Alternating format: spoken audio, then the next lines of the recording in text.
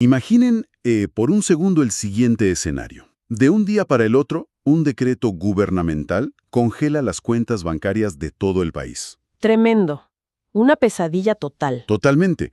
Millones de ciudadanos, desde, no sé, el pequeño ahorrista que guardaba plata para una operación, hasta la gran empresa con sueldos que pagar, pierden el acceso a su propio patrimonio. Y exactamente al mismo tiempo y por la misma medida estatal. Exacto.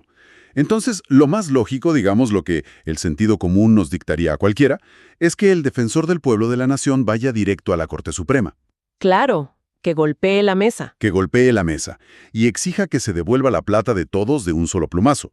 Parece una solución re eficiente, ¿verdad? Parece. Sí. Pero, y acá está el nudo, ¿qué pasaría si el máximo tribunal le cierra la puerta en la cara a ese defensor? Y le dice, palabras más, palabras menos, que no tiene el permiso legal para defender a toda esta gente de forma colectiva. Es una locura cuando uno lo escucha así, de golpe. O sea, por eso hoy vamos a sumergirnos en esta paradoja jurídica brutal. Este análisis a fondo va a tratar sobre eso. Y es una paradoja que verdaderamente define la estructura misma de cómo entendemos los derechos en nuestro sistema. Hoy vamos a diseccionar uno de los debates más complejos de la historia judicial argentina. Así es. Nos situamos, para quienes nos escuchan, en el contexto de las restricciones a los depósitos bancarios de los años 2001 y 2002. El tristemente célebre Corralito. Sí, cimentado en normativas como el decreto 1570 del 2001 y toda esa maraña legal posterior, ¿no? Los decretos 1606, 214 y el 1316 de 2002. Tal cual. Y ojo, nuestro objetivo acá no es juzgar la macroeconomía de esa época, para nada. La misión de este examen exhaustivo es desarmar un problema monumental del derecho procesal y constitucional. Claro, la pregunta central, digamos, el núcleo del asunto, es si el defensor del pueblo tiene realmente la llamada legitimación procesal para demandar al Estado en nombre de todos y cada uno de los ahorristas afectados. Exactamente. Y para responder esto con el nivel de rigor que amerita, casi como si estuviéramos, no sé, presenciando un debate en el aula magna de la UBA, nos vamos a basar en dos fuentes jurídicas que son determinantes. Dos pesos pesados. Muy pesados. Por un lado, el dictamen del entonces Procurador General de la Nación, Nicolás Eduardo Becerra, del año 2003, y por el otro, el fallo definitivo de la Corte Suprema del 2007. Y le vamos a prestar muchísima atención al voto concurrente del ministro Juan Carlos Maqueda, que es francamente brillante. Es una clase magistral ese voto. Son documentos que funcionan como una radiografía de nuestro sistema. Nos muestran cómo opera la tutela colectiva frente a los reclamos individuales. Arranquemos entonces con los hechos, con el escenario fáctico original. El país está literalmente en llamas. La economía paralizada, nadie puede sacar un peso del banco. Un caos sistémico. Y ahí el defensor del pueblo decide intervenir. Presenta una acción de amparo reclamando que estos decretos del Corralito son inconstitucionales porque violan los artículos 14, 14 bis y 17 de la Constitución Nacional. O sea, denuncia una vulneración masiva del derecho de propiedad. Básicamente. Y lo loco es que el derrotero judicial inicial parece darle la razón. En primera instancia y después con la ratificación de la Cámara Nacional de Apelaciones en lo contencioso administrativo federal, la justicia le dice que sí. Le validan el reclamo. Claro, los jueces miran los decretos y declaran su ilegitimidad. Dicen, en efecto, estas normas son inconstitucionales. Pero Siempre hay un pero.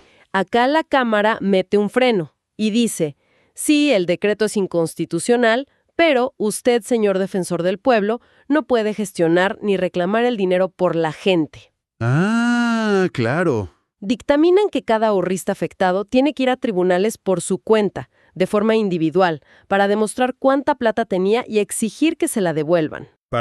Déjame ver si entiendo esto. Porque suena a una contradicción gigantesca.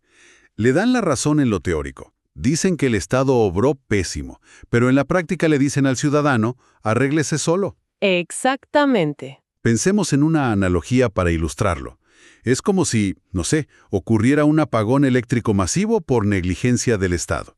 de esos que te dejan a oscuras varias provincias. Y la suba de tensión quema los electrodomésticos de millones de casas al mismo tiempo. Excelente imagen, sí. El evento es el mismo para todos, ¿no? Es general. Es general, claro. Pero fíjate que las consecuencias patrimoniales de ese apagón no lo son.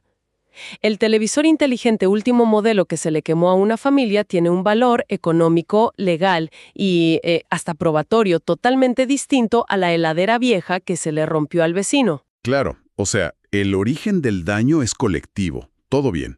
Pero lo que se rompió adentro de la casa es profundamente privado e individual. Tal cual. Aún así, y acá te hago la pregunta del millón. Si el problema tiene escala nacional, afecta a casi toda la población, ¿cómo justifica el Estado, a través de la Procuración del Tesoro, que el defensor del pueblo sea apartado del caso? Bueno, el Estado apela y lleva el caso a la Corte Suprema, usando un escudo puramente procesal, o sea, técnico. Atacan la raíz de la intervención del defensor, diciendo que carece de algo que en derecho procesal llamamos legitimación. El famoso concepto. Sí, argumentan que la Cámara forzó la Constitución. Y esto nos lleva a un concepto que, aunque suena jerga de abogados, es clave. La diferencia entre ser el titular de un derecho y ser un legitimado anómalo. Me encanta ese término, legitimado anómalo. Suena casi como a un error en la Matrix del sistema judicial. Es un gran nombre, sí. Para desarmarlo, la Corte Suprema acude a la doctrina clásica, ¿no? Cita a los grandes juristas italianos como Calamandrei y Carneluti. Los próceres del derecho procesal. Claro. La regla de oro es simple. Si alguien rompe la ventana de una casa, el dueño de esa casa es quien tiene la aptitud legal para iniciar el juicio. Es el titular de la relación jurídica sustantial. O sea, si el banco no me devuelve mi plata, yo soy el que demanda. Exacto. Esa es la legitimación ordinaria. Una línea recta entre el perjudicado y el tribunal. Pero, a ver, el sistema sabe que hay situaciones donde eso no alcanza. Entonces crea excepciones. Permite una disociación entre quien sufre el daño y quien presenta la demanda. Y a esto se le llama legitimación extraordinaria o anómala. O sea, litigar en nombre de otros. Claro, cuando la ley autoriza a una institución a defender derechos que no son propios. Y el defensor del pueblo, por su propia naturaleza, opera bajo esta figura. Defiende derechos de terceros. Y acá es donde el defensor se agarra fuerte de la Constitución, del artículo 86. Si uno agarra la Constitución del 94, el artículo 86 dice casi textualmente que el defensor del pueblo tiene legitimación procesal. Punto. Así, hace caso. Claro, leído en el vacío parece una carta blanca, como si pudiera levantar el teléfono y demandar a cualquiera si un ciudadano sufre. Y ese es el error de interpretación brutal que la Corte Suprema se encarga de desmantelar. Acá el tribunal aplica una regla básica de la hermenéutica jurídica. La ciencia de interpretar la ley. Exacto. No podéis leer un artículo de la Constitución ignorando el resto. Es como leer el manual del auto. Digamos, no puedes pretender que la instrucción de acelerar anule la de frenar. El sistema tiene que ser armónico. O sea que el artículo 86 no es un cheque en blanco. Para nada. Tiene límites muy claros. La Corte dictamina que esta legitimación procesal está ineludiblemente conectada y condicionada por otro artículo, el 43. El del amparo. Ese mismo.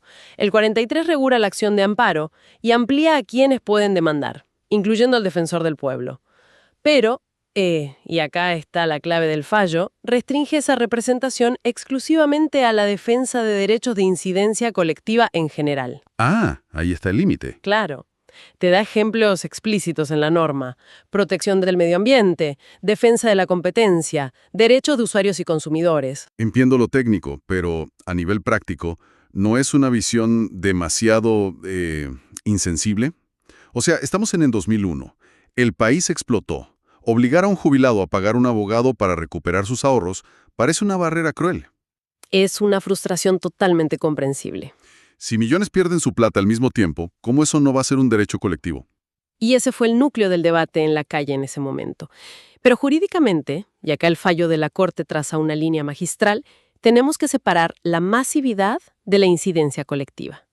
A ver, expliquemos esa diferencia. No importa cuánta gente llore frente a las puertas de un banco. Lo que define el tipo de derecho no es la cantidad de damnificados, sino la naturaleza intrínseca de lo que se está reclamando. O sea, ¿qué tipo de derecho se lastimó? Entramos en lo profundo. ¿Qué es exactamente un derecho de incidencia colectiva para la Corte? Un derecho colectivo protege un bien jurídico que es, por definición, indivisible. Pertenece a toda la comunidad y a nadie en particular de forma exclusiva. Siguiendo con las imágenes, es como limpiar un río contaminado por una fábrica. Perfecto, sí. No podés, digamos, limpiar solo el agua que pasa por el terreno de un vecino y dejar el líquido tóxico en el de al lado. Si limpias el río, queda limpio para todos. Esa es la clave total. Si el río se sanea, el beneficio es para una pluralidad indeterminada de personas. Bien indivisible. Claro. Pero en contraste absoluto, el reclamo del corralito involucra derechos que son puramente patrimoniales y, más importante aún, divisibles. Porque mi cuenta bancaria es mía. Exacto. Un plazo fijo es una porción específica de riqueza exclusiva de un individuo o empresa.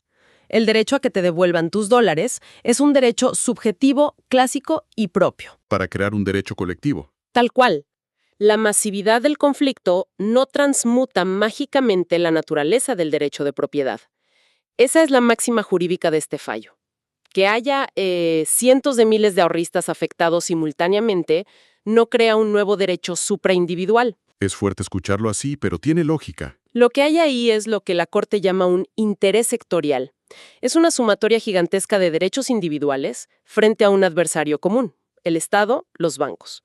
Pero la titularidad no se socializa. Sigue siendo de cada uno. Por ende, el sistema exige que cada persona demuestre su daño, pruebe cuánto tenía y reclame lo suyo de forma singular. Y esto responde a mi crítica de antes sobre si la decisión es cruel, porque pensándolo bien, hay un peligro tremendo en hacer lo contrario. Un peligro sistémico. Imagínate, si le damos al defensor del pueblo el poder absoluto de ir y negociar los depósitos de todos en un solo megajuicio.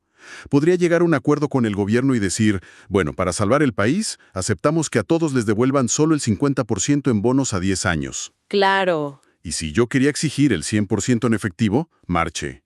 Perdí mi derecho a decidir. El Estado negoció mi propiedad privada sin mi permiso. Acabas de describir el mecanismo por el cual se destruiría la confianza en todo el sistema. Jurídicamente estaríamos ante lo que se prohíbe tajantemente, la sustitución procesal indebida. Ese es el concepto. La Constitución no diseñó la legitimación extraordinaria para que un funcionario público reemplace a los ciudadanos en la administración de su propia plata. Si aceptamos que frente a una crisis un tercero disponga de tu cuenta sin tu mandato expreso, se evapora la seguridad jurídica. Nadie pondría un peso en el banco nunca más. Exactamente. El mercado colapsaría de una forma aún más profunda por la falta de previsibilidad. Es decir, proteger la autonomía del individuo, obligarlo a demandar por su cuenta, no es un capricho sádico de los jueces. Es la barrera de contención para que el concepto mismo de propiedad privada no desaparezca durante una emergencia. Así de profundo es. Pero bueno, habiendo comprendido la belleza teórica de separar lo masivo de lo colectivo, tenemos que mirar la realidad empírica. Porque la teoría procesal es muy pulcra en los libros. Pero en 2002 la calle era otra cosa. Un caos total. Y acá es donde el dictamen del procurador Becerra cobra un peso histórico tremendo. Él no escribe desde una torre de marfil. Él le avisa a la Corte Suprema lo que estaba pasando físicamente en las mesas de entradas de los juzgados. Claro, el contexto fáctico ineludible. Para cuando se debatió esto, ya existía una avalancha de decenas de miles de amparos individuales. Los pasillos estaban desbordados. Hubo, según sus palabras, una verdadera conmoción en el sistema de justicia. Hasta tengo entendido que la Corte tuvo que sacar resoluciones de emergencia, ¿no? Solo para administrar el papel. Sí, las famosas acordadas 3, 4, 7 y 11 del 2002. Tuvieron que habilitar días inhábiles y tratar de organizar un desastre administrativo sin precedentes. Y este dato impacta directamente en lo legal por la Ley 24.284. Ah, la ley que regula al defensor del pueblo. Exacto. El artículo 21 de esa ley establece una directiva fulminante. Si el defensor inicia una actuación, pero luego un particular inicia una acción judicial por ese mismo tema, el defensor tiene que suspender su intervención inmediatamente. Ah, o sea que su rol es subsidiario. Totalmente. Como los tribunales ya estaban ahogados en amparos individuales por el corralito, la representación institucional quedaba desplazada. La ley le dice, si el titular ya está peleando por lo suyo, dé un paso al costado. Fascinante cómo la saturación física de los tribunales termina validando la teoría abstracta. Es un cierre perfecto del argumento, sí. Y no podemos dejar de lado un aporte que verdaderamente eleva el debate. El voto concurrente de Maqueda. Porque él no se queda solo en ¿por qué el corralito no es un derecho colectivo? Él va a los cimientos. El ADN de la institución, claro. Exacto. Explica para qué demonios se inventó la figura del defensor del pueblo en primer lugar. Ese voto es una joya de erudición. Maqueda usa el derecho comparado y mira al sistema español, que es de donde nosotros copiamos la figura en el 94. Cita al Tribunal Constitucional Español y analiza la ley de la Comunidad de Castilla-La Mancha. Y uno dice, a ver, ¿qué tiene que ver una ley de Castilla-La Mancha con los dólares atrapados en el Banco Nación? Bueno, apunta a recuperar la teleología de la institución, su propósito original. Demuestra que el defensor no fue creado para actuar como un abogado corporativo gratuito. Claro. Su concepción tiene una altísima cualificación política para supervisar a la administración y sobre todo ser el escudo protector de los que están en situación de desigualdad estructural o vulnerabilidad. Minorías, infancias, marginados. Es brillante. Está pensado para enfrentar al Estado cuando se vulneran, no sé, derechos humanos básicos, no para defender la rentabilidad de un plazo fijo o el patrimonio de inversores privados, por más terrible que sea la crisis. Esa es la esencia que la desesperación de la crisis suele nublar. Maqueda dice que el rol del defensor es garantizar el estado de bienestar. Y ahí invoca un principio rector del derecho, el indubio pro justitia socialis. Ante la duda. Ante la duda en la interpretación de una norma, el juez siempre debe inclinarse por la opción que favorezca la justicia social y tutele a los más postergados. Ese es el verdadero terreno del defensor del pueblo. Impresionante. Forzar esa figura para una disputa puramente patrimonial, financiera, es desnaturalizarla por completo. Totalmente.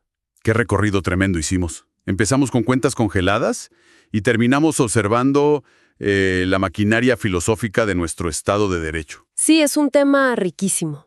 Si tuviéramos que resumir, sintetizar estas grandes verdades jurídicas que este caso dejó, tatuadas en nuestra jurisprudencia, ¿por dónde empezamos? Diría que la primera gran verdad es que en la tutela colectiva no es infinita. Choca de frente contra un muro inquebrantable, que es el derecho de propiedad individual. ¿La masividad no altera la naturaleza del derecho? Exacto. 100,000 cajas de ahorro confiscadas siguen siendo 100,000 derechos patrimoniales divisibles e individuales. No se fusionan. La suma de las partes no crea una entidad jurídica nueva en este ámbito. Y la segunda gran lección, que me parece la más reveladora, es sobre la autonomía y la libertad. El derecho a decidir si vas a demandar, cuándo y si vas a negociar, eso es sagrado. Sagrado e indelegable. Ningún Estado, ni siquiera usando una figura tan loable como el defensor del pueblo, puede usurpar esa decisión. Evitar la sustitución procesal indebida es la única forma de garantizar que el sistema económico mantenga un piso mínimo de previsibilidad. Es un equilibrio delicado. La Constitución nos dio herramientas modernas para defendernos comunitariamente, pero les puso límites estrictos para no destruir la titularidad individual que sostiene al derecho civil. Que era clarísimo. La teoría jurídica resolvió la paradoja protegiendo al individuo frente a una representación forzada. Pero, y con esto ya nos vamos despidiendo, A ver. queda una pregunta flotando que te rompe la cabeza. Si volvemos a la imagen de los tribunales estallados de expedientes en 2002, si la ley nos exige, con fundamentos teóricos impecables, que cada ciudadano inicie un juicio individual frente a una confiscación masiva, Sí, lo que veníamos hablando. y sabemos empíricamente que esa avalancha de juicios asfixia y paraliza físicamente al Poder Judicial, Totalmente, lo colapsa. entonces, ¿hasta qué punto podremos decir que nuestro sistema procesal está preparado para gestionar una emergencia? O, pensándolo fríamente, ¿está secretamente diseñado para colapsar bajo el peso de su propia rigidez dogmática cuando las papas realmente queman? Uf. Es un dilema incómodo, fascinante, y es todo suyo para que lo sigan pensando en casa. Gracias por acompañarnos en este análisis a fondo.